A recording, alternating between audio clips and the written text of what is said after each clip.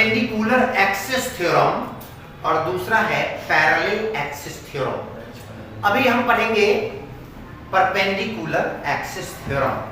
किसी भी बॉडी का मोमेंट ऑफ इनर्शिया निकालने के लिए ये दो थ्योरम है हमारा। अब उसमें देखते हैं कि अगर मान लो कि कोई प्लेन लैमिना है जो n पार्टिकल से बना हुआ है और इससे तीन एक्सिस, जो तीनों म्यूचुअली परपेंडिकुलर एक्सिस है जो पास कर रहा है, x axis, y axis and z axis.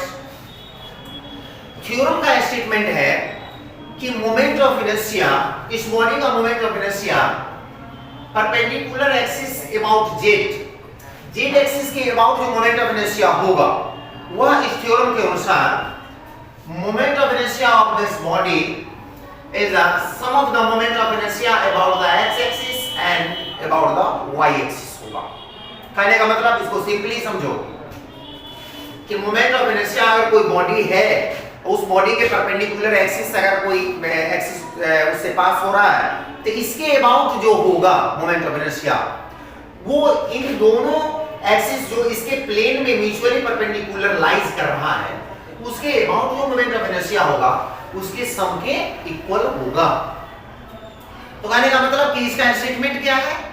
According to this theorem the moment of inertia of the body about the perpendicular axis passing through its plane is equal to the sum of the moment of inertia of this body about the two mutually perpendicular axes lying in the same plane.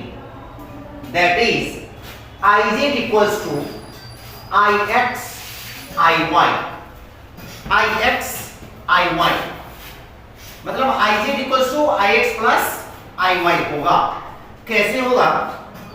Suppose करो कि यहां पर कोई एक particle हम लेते हैं P point पर जो Z एक्सिस से r डिस्टेंस पर सिचुएटेड है, r डिस्टेंस पर सिचुएटेड है और उसका मास m है, एक पार्टिकल का।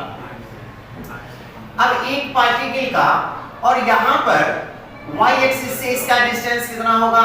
तो x, Z एक्सिस से x एक्सिस से कितना होगा? y। तो यहां पर इसका कोऑर्डिनेट कितना हो जाएगा? x y। अब यहां पर इस पार्टिकल का z एक्सिस के अबाउट पहले हम निकालेंगे मोमेंट ऑफ इनर्शिया। तो यहां पर the moment of inertia of the particle of mass m is about z axis. क्या हो जाएगा? mr²। एकदम सिंपल है, mr², जो उसका बेसिक फार्मूला है।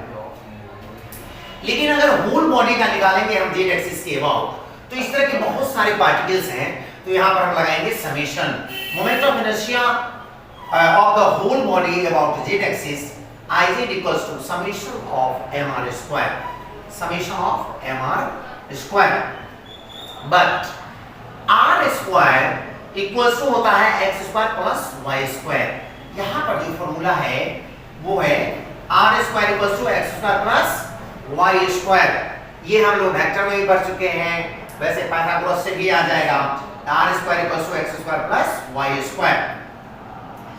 अब इस वैल्यू को r² का वैल्यू जो है पुट कर देंगे इक्वेशन फर्स्ट में, तो Iz इक्वल्स टू कितना हो जाएगा? समेशन m इनटू हो जाएगा x² plus y², summation over, फिर इसको मल्टीप्लाई कर लो तो summation over mx² plus summation of my²। अब यहां पर देखेंगे कि mx² जो होगा about the y axis moment of inertia है, और यहां पर my² जो होगा moment of inertia about the x axis. तो यहां पे लिखेंगे Iy plus Ix, that is Iz equals to Ix plus Iy। अगर हम चाहें तो यहां पर ये भी लिख सकते हैं, since Iy equals to summation of mx² Ix equals to summation of my²। ये जो है हमारा परपेंडिकुलर एक्सिस थ्योरम है। Okay, thank you.